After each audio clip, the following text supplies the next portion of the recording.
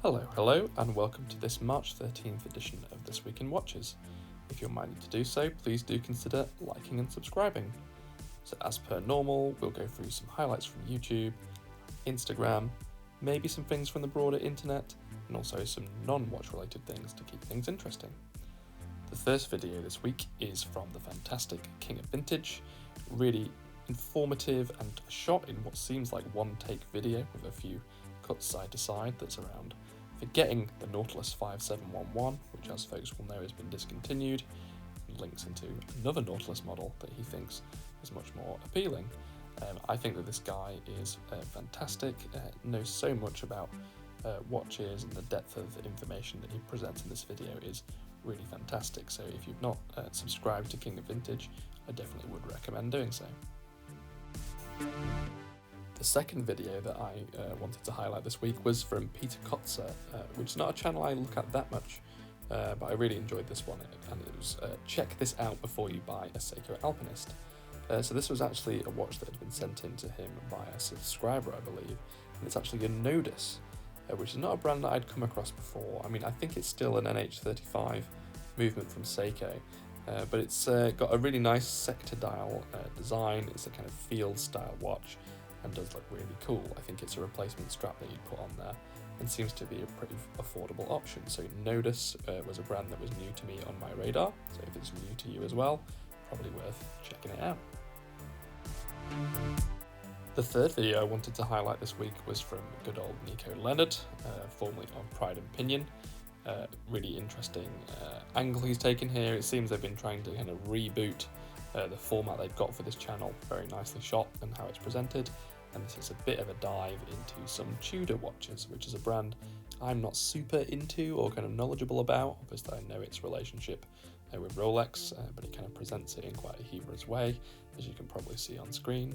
And the interesting thing about this was obviously there was some models that were good ones. I'm familiar with the Black Bay series, I believe Black Bay 58 and another one, I always forget.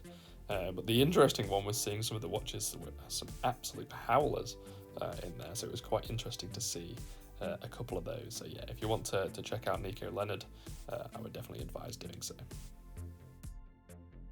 And my final watch-related YouTube channel for this week is Killing Time with Norman. He's kind of got this midnight jazz cafe vibe going on. I like his intro of "It's late at night and I'm Norman." Along with that kind of aesthetic, I know he's kind of got some sci-fi elements that he's interested in, so overall he's got his own unique vibe. So for this video it's around dress watches and a focusing on tank style watches. Similar to me, one of his kind of grail watches is the JLC Reverso, so he's going through a few more affordable watches that kind of run along that continuum. Like me, last week I'd only just discovered the Oris Rectangular, and it's interesting to see a few of the more affordable brands and their approach to the rectangular style or tank style watch. So Norman does a great job of going through them, so if you're not familiar with his channel, I would suggest that you go over there and have a subscription.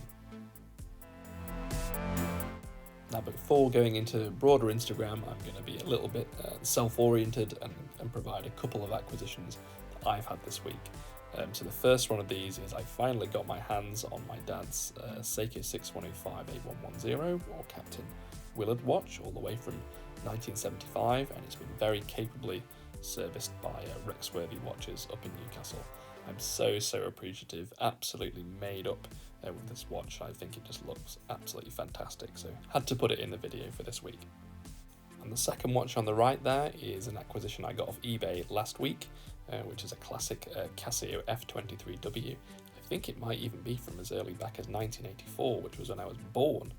So super chuffed with this one. It's on a replica strap for obvious reasons, all of these degraded.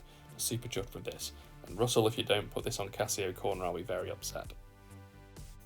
So as for actual Instagram, as per normal, lots of G-Shocks. So on the left-hand side there is the King Nerd collaboration. I'm so pleased I managed to get my hands on one of these and just waiting for it to come through in the post, so super jazzed for that. Second in from the left is Snapper Jude's. Excellent example of the Glide series watch, and I think the colourway on this one's just super cool. So shout out to Snapper Jude on his excellent G-Shock there. One of my favourite Instagram accounts is Luke Albert, really classy blue G-Shock Square there, and a great photography watch channel, Omega Speedy Panda, with a fantastic example of the classic full metal G-Shock bling watch. So some really cool G-Shocks in Instagram this week. Moving up into the next price bracket of my favourite Seiko and Oris land. On the left hand side there, I think it's just a super cool black and orange Seiko monster. I think just the colours on this just make it really pop out. Great photo.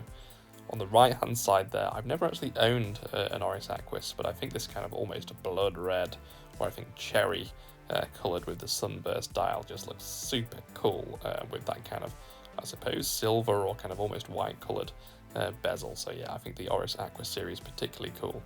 I think for my wrist, probably I think they called it the Yoda, or the mini Yoda version of this would probably be the best fit for me.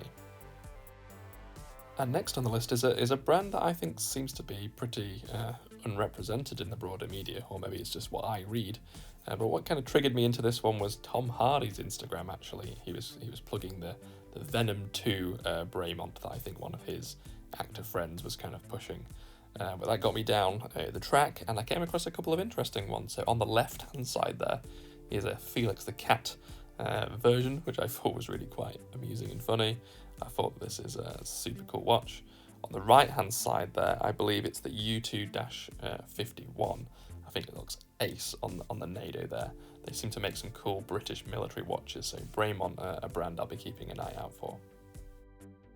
And finally, up there in the higher range, on the left-hand side there is a classic vintage Tudor Oyster. I really like the look of this one, especially on that grey strap. I think it looks super class.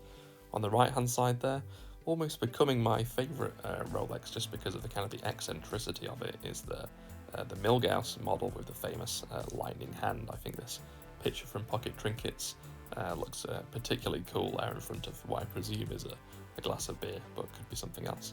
So yeah, some top watches at the higher range as well. As for my non-watch related recommendation this week, it's a pretty niche one, it's a pretty random one, but I'm putting it in here anyway, and this is the Action Button channel. Now this guy is the polar opposite from me, who spends several minutes doing his videos. This guy spends hundreds of hours per video, so each of his episodes so far has been between 3 hours to 6 hours long, and he really dives in and has a whole method to it. Exceptionally articulate, exceptionally knowledgeable, very humorous as well. But if you're into video games analysis, and the history of video games, this guy is the man.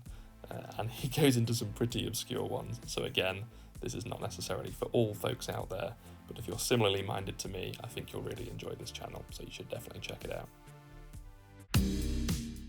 And that's it for this edition of This Week in Watches. I hope you enjoyed the video. I'm at the summit now of 15 whole subscribers, so thanks for all of you that have pressed that button. For those that you have not, please do consider doing so, and check me out at Watch Reactions on Instagram. Hope you have a great rest of your day.